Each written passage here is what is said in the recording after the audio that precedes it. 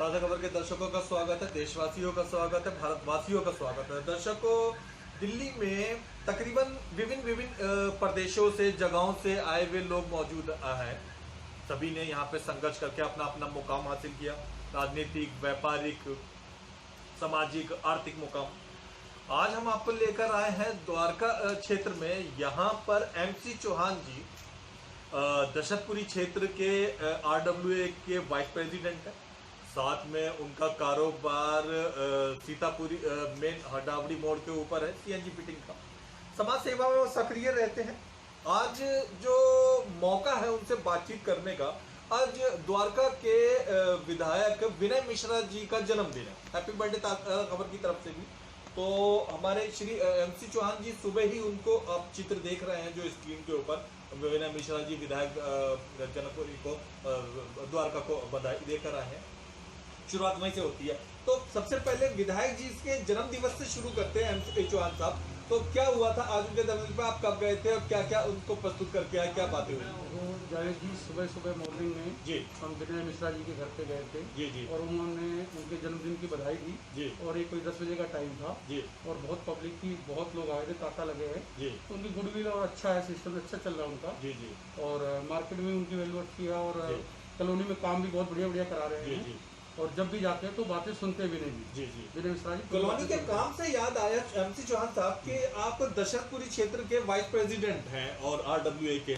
तो वहां पर क्या क्या समस्याएं आपको लगता है, या क्या क्या चीजें हैं जो आपको लगता है बेहतर है? अगर हम शुरुआत करते हैं सड़क और गली से, तो दशरथपुरी में सड़क और गलियों की कैसी स्थिति है? नवेद जी, बात ऐसी है, दशरथपुरी में जो सड़क और गलियां और नाले और सीवर, ये सब दिक्कतें मिली जुली चल रही थी। जी जी परेशानी भी थी, कुछ ठीक भी थी। जी जी लेकिन पिछली साल से जो अच्छा काम हुआ, लॉकडाउन से पहले पहले सीवर लाइन बढ़िया वाले डल रहे हैं जी और पानी लाइन भी चल रही है, गैस लाइन डल गई। तो इसमें विनय मिश्रा जी से हम गए थे हेल्प के लिए कि हमारी जो इसका रोडों के ऊपर सीवर डलने के बाद ड्रेसिंग है, इसकी ड्रेसिंग जरा करा दीजिए। तो उन्होंने अच्छा ख्याल किया और पानी की पीछे प्रॉब्लम थी, तो विनय जी ने काफ़ी इसमें हेल्प करी है और आगे भी लगे हुए हैं। आगे भी आज भी उनसे हमने बधाई देते समय अपनी बात रखी है, तो उन्होंने कहा ठीक है, हम पूरा ख्याल कर रहे हैं। तो विनय जी का अच्छा व्यवहार, अच्छा स्वभाव। ताज़ा खबर चैनल को ज्ञात हुआ कि अभी मात्र कुछ माह पहले तक जो है वो दशरथपुरी के अंदर पानी एक विकराल समस्या के रूप में थी मौजूद।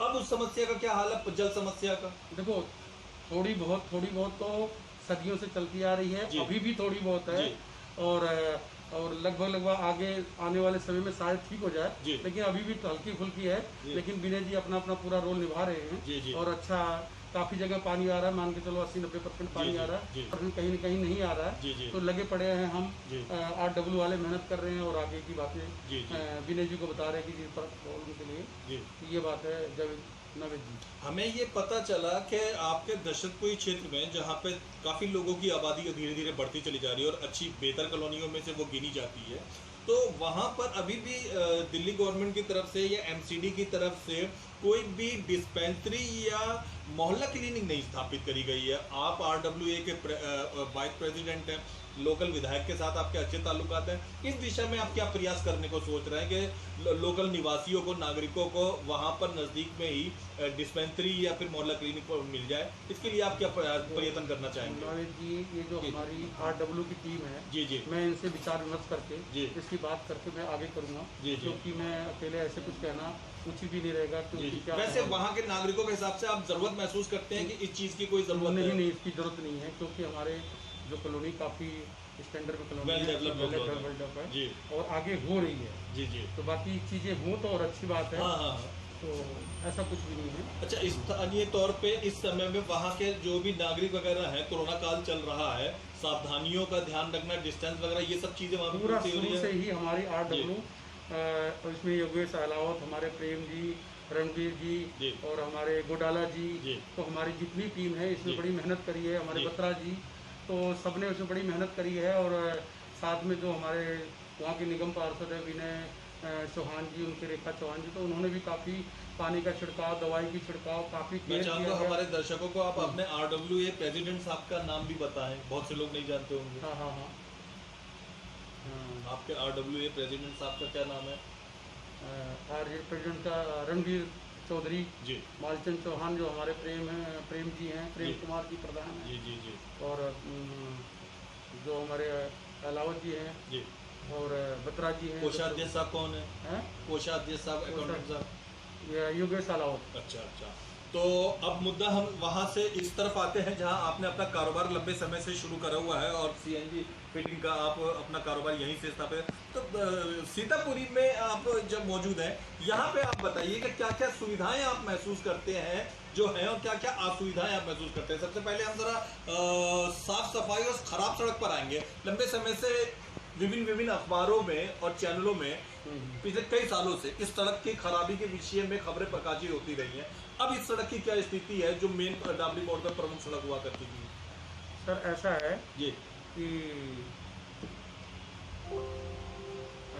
जो हमारी डाबड़ी की दुर्दशा तो बहुत पहले बहुत ही खराब थी। जी धूल मट्टी परेशानी पानी, ये नाला आगे बहुत दिक्कतें थी, धूल ही धूल उड़ती थी। जी तो हमने इसको नरक डाबड़ी लिखा हुआ था। जी। लेकिन अब इस समय बहुत अच्छा हो गया है। जी। सफाई एमसीडी की तरफ से अच्छी सफाई है। जी। रोड भी अच्छा बन गया, आगे खड़ा भी बन गया, पैदल वालों की बन गया। जी। तो बहुत अच्छा हो गया अब, क्योंकि हमारे को जो सीतापुरी से हमारा फ्रंट से ही है, जी। बैक से हमारे को कोई मतलब कॉलोनी में क्या हो रहा, ठीक है क्योंकि वहाँ तो ना हमारा रहना है ना हमें मालूम है। जी जी तो रोड पे तो अच्छा है, प्रेजेंट जी। टाइम में तो बहुत ही बढ़िया है। जी जी।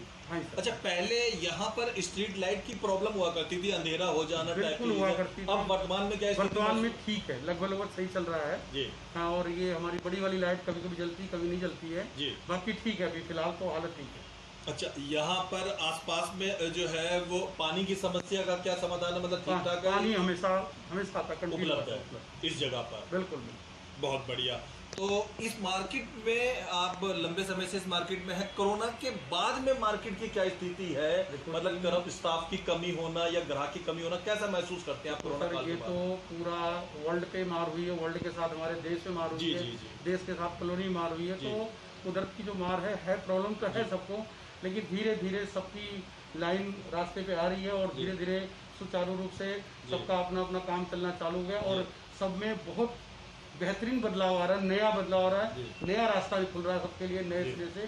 पहले वाला सिस्टम, पहले वाली बातें अब नहीं रह गई और एक अच्छा दिशा लोगों के लिए चालू होगा और अच्छे सिस्टम से चलना ही पड़ेगा। अनलॉक के बाद अब क्या स्थिति है यहाँ पर व्यापार की? व्यापार की स्थिति कुछ मिली जुली है, पर पहले वाली नहीं है। अच्छा। पहले वाली जो थी वो नहीं है, लेकिन ठीक है, धीरे धीरे सुचारू रूप से काम अब लाइन पे आ रहा है। जैसा कि हम लोगों ने अलग अलग चित्रों और खबरों में देखा कि बहुत सारा स्टाफ, वर्कर, काम करने वाला मजदूर वर्ग वापस अपने यूपी, बिहार या जहां भी तक वापस चला गया था लॉकडाउन के समय में।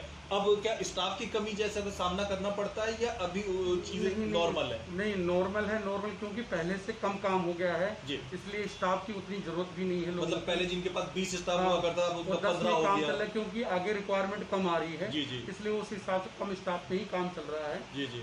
और ये बात बहुत अच्छा, बहुत अच्छी बातें बताई आपने और हमें उम्मीद है कि दर्शक जरूर इस बात से लाभान्वित हुए होंगे, ज्ञान उन्हें प्राप्त होगा। अच्छा चौहान जी, आप आजमगढ़ से यहाँ पर दिल्ली आए और आपने ये अच्छा कारोबार स्थापित किया, तो अपने विषय में दर्शकों को बताइए। अभी तक हमने ये प्रमुख सवाल नहीं पूछा, अपने जीवन संघर्ष में किस तरीके से आपने विभिन्न संघर्ष करे और आप इस मुकाम तक पहुंचे? सर, मैं क्या क्या कदम उठाए? बड़े कम उम्र में दिल्ली में आ गया, सन 86 में जी।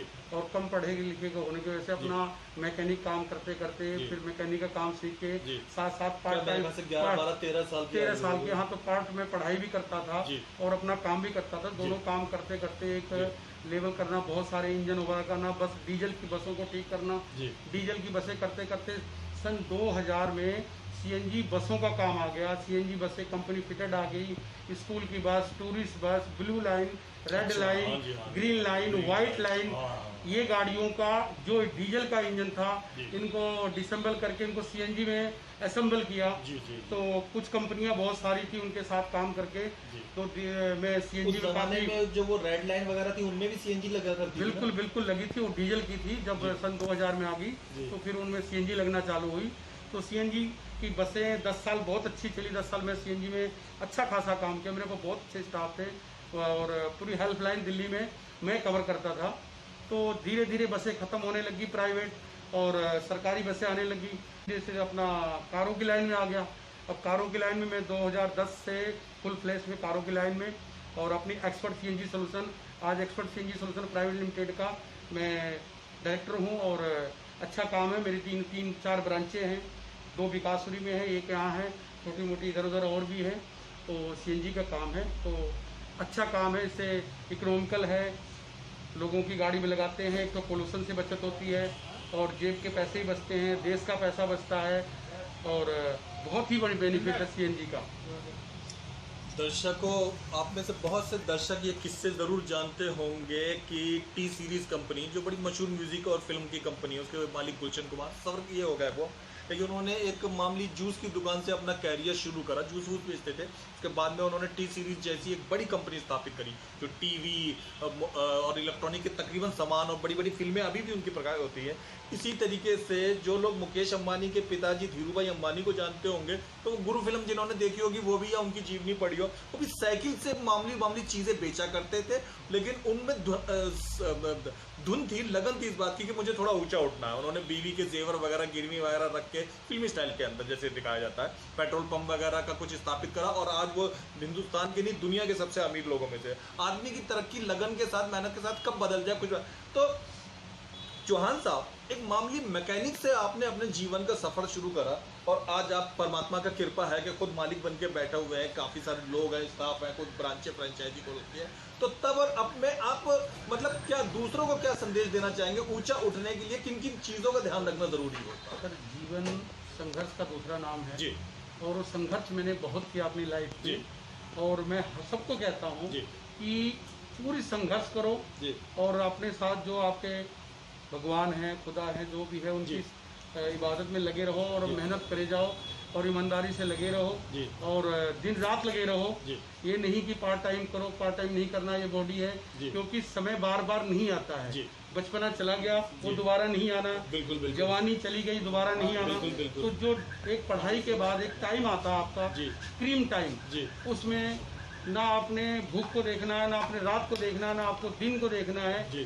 24 घंटे, 48 घंटे, 72 घंटे आपको अगर कुदरत ने और आपकी एक उम्र ने और सिस्टम ने काम दिया है, उस काम को, बैकअप को छोड़ो मत, पकड़े रहो, लगे रहो, लगे रहो, लगे रहो। और एक बार आपकी गाड़ी लाइन पे आ गई, एक प्लेटफार्म आपका बन गया, तो उस प्लेटफार्म को कोई नहीं हिला सकता, क्योंकि वो आपने दिन रात मेहनत करके उस प्लेटफार्म को आपने तैयार किया है। और फिर आप अपनी ज़िंदगी को एंजॉय करो और आगे को लोगों को बताओ कि ऐसे ऐसे काम करो, अपने काम को अच्छा और आगे बढ़ाओ। और ये मेरी लोगों के लिए एक एडवाइस है। अच्छा, एक आदमी अगर तरक्की करता है, जैसे हमने और विभिन्न किस्से सुने हैं दूसरों के विषय में, तो आपको क्या लगता है वो अकेला उतने ही बलबूते पे करता है या और लोगों का, परिवार का, समाज का, अच्छे कर्मचारियों का, पड़ोसियों का, कई लोगों का योगदान? आपने बहुत अच्छा क्वेश्चन किया है। इसमें ऐसा नहीं होता है कि परिवार का ना हो, दोस्तों का ना हो, पड़ोसियों का ना हो, शेयर तो सबका होता है साथ में। और अपनी मेहनत होती है, क्योंकि आप मेहनत कर रहे हो, पीछे से लोगों ने दबाव किया, भाई रात को नहीं काम करना, दिन को नहीं करना, आज रेस्ट कर ले। नहीं जी, काहे का रेस्ट करना, क्योंकि वो जो क्रीम टाइम मिला है वो किसी लिए रेस्ट तो करना ही बुढ़ापे में। आप नहीं काम करोगे, आपको बुढ़ापा आ गया, तब भी आपको रेस्ट करना है, क्योंकि आपकी उम्र नहीं रही काम करने की। लेकिन मैं हर उन युवा को, हर उन जवान बच्चों को यही कहना चाहूँगा और यही मैसेज देना चाहूँगा कि जब उनका एक क्रीम टाइम आता है, उस क्रीम टाइम को वो मिस ना करें, उसको खराब ना करें, उसको जितना कैश कर सके मेहनत से, वर्क से करते रहें और देखो कैसे कैसे और कुदरत और सिस्टम उसके साथ नहीं काम करता है। और ये लगे रहना ही होगा, क्योंकि रेस्ट तो करना ही एक टाइम के बाद। तो जो उनका है 25 से लेके 45 साल की उम्र है, वो काम करने का है, क्रीम टाइम है। उसको मैं हर युवा बालक को, हर जवान को, हर लड़के को मैं कहता हूँ कि उसको ना मिस करे और अपने और उनके परिवार को भी कहता हूँ, परिवार उनका अच्छा सपोर्ट करे कि ठीक है काम कर रहा, ठीक है किसी गलत रास्ते जा रहा हो तो टोकना उनका अच्छा काम है कि वो टोक सकते बच्चे तू यहाँ गलत जा रहा, लेकिन सपोर्ट करें। और ऐसा है, परिवार का सपोर्ट होता है। अगर परिवार ही नहीं काम करने देगा और टांग खींचेगा, पीछे से खींचेगा और आपका ख्याल नहीं करेगा, आप कैसे 24 घंटे, 48 घंटे, 72 घंटे या लगातार काम करोगे? तो ये मेरी जीवनी है और मैंने ऐसे काम किया है। बहुत अच्छा, बहुत मुझे उम्मीद है कि जो भी दर्शक हमारे देख रहे होंगे MC चौहान साहब की बातें और उनके इंटरव्यू सुन रहे होंगे, ज़रूर इससे जो है कुछ ना कुछ प्रेरणा पाएंगे या कोई उनके अंतर प्रेरणा में आवाज़ काम करेगी। अच्छा, ज़रा अंतिम प्रश्नों की तरफ आते हैं चौहान साहब। अभी हाल ही में मुश्किल से हफ्ता भर बीता है, दिल्ली सरकार ने एक सर्वे करवाया जिसमें पता चला कि दिल्ली के लगभग 75% लोगों के पास अपनी कारें वगैरह हैं। यहाँ पे दिल्ली के अंदर तकरीबन लोगों की आर्थिक स्थिति अभी मतलब लॉकडाउन के बाद में भी लगभग सभी के पास कार है, और बाकी बचे हुए में से और परसेंटेज ऐसी जिनके पास दुपहिया वाहन है। अब ज़रा हम इसी से संबंधित होते हैं, तो लोग जो भी CNG किट अपनी कार में लगाना को इच्छुक हों या लगाने जा रहे हों, आप पिछले 20 साल से इस हुनर में, इस तजुर्बे में काबिल हो चुके हैं, तो किन चीज़ों का ध्यान रखना चाहिए? सर, मैं इस लाइन में 99 से हूँ। 99 से CNG डीजल से CNG में कन्वर्ट हुई है, फिर बसों में चली है, बसों से कारों में फुल फ्लैश चल रहा है। और इसमें मेरे हिसाब से 60-65% जो व्हीकल हैं, कार हैं, बस हैं, 70% के आसपास सब CNG में कन्वर्ट हो चुके हैं। कुछ कंपनी फिटेड आती हैं, कुछ हमारी जैसे वर्कशॉप लगाती हैं, तो काफ़ी CNG आ चुकी हैं। तो मैं सबको यही बताना चाहूँगा कि अथोराइज वर्कशॉप से किट लगाएं और अथोराइज ही किट लगाएं, लीगल किट लगाएं, लीगल वर्कशॉप से लगाएं, ज़्यादा पुराने और इन चीज़ों में ना पड़े, क्योंकि CNG कंप्रेस गैस है, ना कि नॉर्मल गैस है। तो इसमें काफ़ी लोग कम पैसे की लालच में पुरानी या सेकंड हैंड या यूज्ड CNG लगा लेते हैं थोड़ी सा, तो लेकिन उससे नुकसान हो सकता है जी। बाकी ज़्यादा बेहतर है कि ऑथराइज कंपनी नया किट हो, नया सिलेंडर हो, और शुरू से आप लगा रहे हो, शुरू से उस चीज़ को जान रहे हो। जैसे सपोज करो आपने गाड़ी लिया, 1 डे से लेके आप 15 साल तक चला, तो उस गाड़ी के बारे में आपको पूरा नॉलेज है। तो इसी तरह आप 1 डे से जब किट लगवाते हो अपनी गाड़ी में, न्यू किट है, तो उस किट के बारे में आप धीरे धीरे सारी नॉलेज है। अब आप सेकेंड हैंड किट ले रहे हो, कहीं से कबाड़ी मार्केट से ले रहे हो या किसी गुतरी में ले रहे हो, कैसा है, किस हालत में, किस पोजीशन में, उसकी वायरिंग ओल्ड हो चुकी है, टूटी हुई है, क्रैक हुई है, चूहों ने काट रखी है, या उसकी किट के डायफ्राम खराब है, या सिलेंडर किस पोजीशन का, सिलेंडर एक्सपायर डेट का है। तो इसलिए मेरी जो अपनी पर्सनल राय रहेगी कि पुरानी किट ना लगाया जा, सब लोगों को नई किट लगाए और 1 डे से उस किट के बारे में उनको नॉलेज हो, और अथोराइज वर्कशॉप से लगाएं। जो RFC वाले होते हैं, रिट्रोफिटमेंट सेंटर वाली वर्कशॉपें होती हैं, वहाँ से लगाएं। दिल्ली में बहुत सारी दुकानें हैं, इसलिए किसी को घबराने की जरूरत नहीं है, गलत दुकान पर नहीं जानी है। छोटी मोटी दुकानें होते हैं, पहले उनको वर्कशॉप देखें, उनके अथोराइज वर्कशॉप का कार्ड लें और उनसे पूछें कि आपकी वर्कशॉप अथोराइज है। अगर है तो लगवाएं, और ऐसा कुछ नहीं है। बाकी किट जरूर लगवाएं, और किट लगाने से एक तो जेब का पैसा बचता है, देश का पैसा बचता है, और देश में पोल्यूशन बचता है। तो इसलिए बहुत ही बढ़िया है कि CNG किट लगा के और गाड़ी चलाएं। इकोनॉमिकल है और सेफ साइड है, ऐसा नहीं है कि कोई डरने की ज़रूरत है कि CNG बहुत बड़ा हुआ है, डरना चाहिए। क्योंकि दिल्ली में अगर आप देखोगे तो 70% गाड़ियाँ लगभग CNG चल रही हैं, इसलिए बहुत बड़ा इशू नहीं है। और अब धीरे धीरे सबको ब्रेन वॉश हो चुका कि हाँ, CNG कोई बहुत बड़ा नुकसान चीज़ नहीं है। तो हम सबको यही कहेंगे कि अथोराइज वर्कशॉप से लगाएं, और 1 डे से नई किट लगा के उस किट के बारे में अच्छा कुछ जानें और समझें, और उस गाड़ी को लास्ट तक चलाएं, और पैसा बचाएं, देश को बचाएं, देश के इकोनॉमी को बचाएं, और अपने सेहत को बचाएं। चौहान साहब, बहुत अच्छी बातें आपने कही और उम्मीद है कि दर्शकों को इससे जरूर लाभ मिला होगा। किंतु हमारे एक मित्र सुभाष जी का एक प्रश्न है, ये जो बातें आपने बताई ये तो उनके लिए बताई जो नई CNG किट लगवाना चाहते हो। बहुत सारे लोगों की तो पुरानी किट चल रही, तो जिन लोगों ने मतलब CNG किट जो लगवाए हुए हैं या चल रही है, उनको क्या क्या समस्याएं आती हैं, उन्हें किन किन चीज़ों का ध्यान रखना चाहिए, और कब जो है वो स्थानीय मैकेनिक से या ऑथोराइज डीलर से संपर्क करना चाहिए? देखो सर, जो पुरानी किटें जिनकी चल रही हैं ऑलरेडी, जी, पहली बात तो वो जब सर्विस कराते हैं तो उनमें उनको दिख जाती है कि क्या प्रॉब्लम क्या है। क्योंकि क्या समस्याएं आती हैं? वैसे समस्या CNG में कुछ आती नहीं है, क्योंकि CNG को इंजन का ज़्यादा पावर चाहिए होता है। तो स्पार्क प्लग हुआ, फिल्टर हुआ, और किट की लीकेज चेक हो गई, तो जब सर्विस कराते हैं तो अपनी गाड़ी की CNG की लीकेज जरूर चेक करें। और उसकी जो रबड़ की कुछ पाइपें हैं उसको टाइम टू टाइम, जैसे 1-2 साल बाद चेंज करें, और हर 3 साल बाद सिलेंडर को सेफ्टी पॉइंट के ऊपर हाइड्रो टेस्टिंग होता है। तो वो हाइड्रो टेस्टिंग के लिए दिल्ली में 20-22 प्लांटें हैं टेस्टिंग के, तो अपना जाके वहाँ पर टेस्टिंग कराएं, या हमारे जैसे वर्कशॉप पे देके वहाँ पर भी टेस्ट करा सकते हैं। कि हम करा के उनको ले आके करा के देंगे, क्योंकि हम भी जुड़े होते हैं हाइड्रो टेस्टिंग की जो प्लांट है उनसे, तो हमारे जैसे कुछ वर्कशॉप भी जुड़े होते हैं। तो सिलेंडर खुलवाएं और टेस्ट कराएं, और टेस्ट करा के 3 साल के लिए एक सर्टिफिकेट होता है, कंप्लाइंट प्लेट होता है जो लीगल वे पे चलता है। और सेफ्टी के पॉइंट पे आपका सिलेंडर हाइड्रो टेस्ट हो गया। तो हर 3 साल बाद सिलेंडर टेस्ट कराएं। वो ट्रांसपोर्ट डिपार्टमेंट देता है?